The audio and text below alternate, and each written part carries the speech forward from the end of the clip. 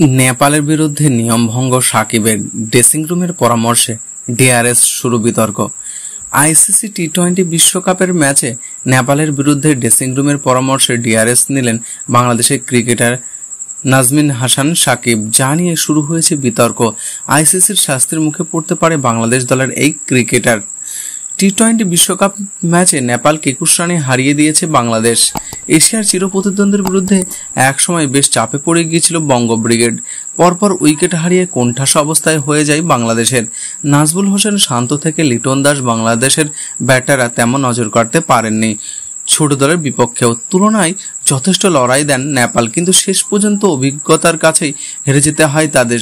শেষ উইকেটে তাসকিন আহমেদরা 18 রান তোলেন জুটিতে। সেই রানই কার্যত ম্যাচের নির্ধারক হয়ে দাঁড়ায়, কারণ 21 রানে নেপাল হারলেও সেই 18 রান যদি তারা না দিতেন তাহলে মানসিক দিক থেকে আরও চাপমুক্ত থাকতে পারতেন তারা। এরই মধ্যে বিতর্ক তৈরি করল বাংলাদেশ ক্রিকেট দল।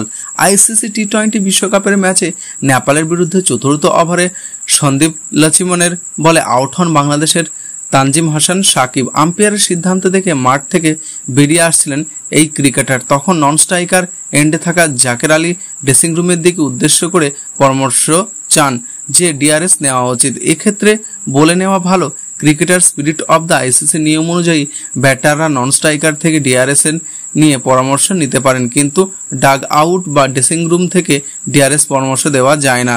যদি আম্পায়াররা এক্ষেত্রে কোনো অবস্থায় নেননি, বরং তানজিম সাকিবের করা ডিআরএস আবেদন গ্রহণ করেন। বাংলাদেশের দুই ক্রিকেটার অবশ্য সেই নিয়ম বা স্পিরিট তোয়াক্কা না করে ড্রেসিং রুমের উদ্দেশ্যে মেনে ডিআরএস নেন।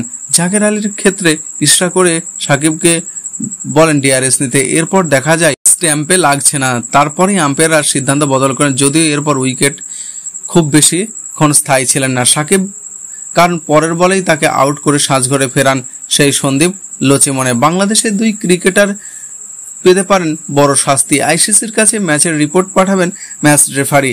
সেখানে যদি এই ঘটনার কথা উল্লেখ থাকে, সেক্ষেত্রে বিশ্ব ক্রিকেটের সর্বোচ্চ নিয়ামক সংস্থার নিয়ম ভাঙার জন্য শাস্তির মুখে পড়তে পারে দুই ক্রিকেটার।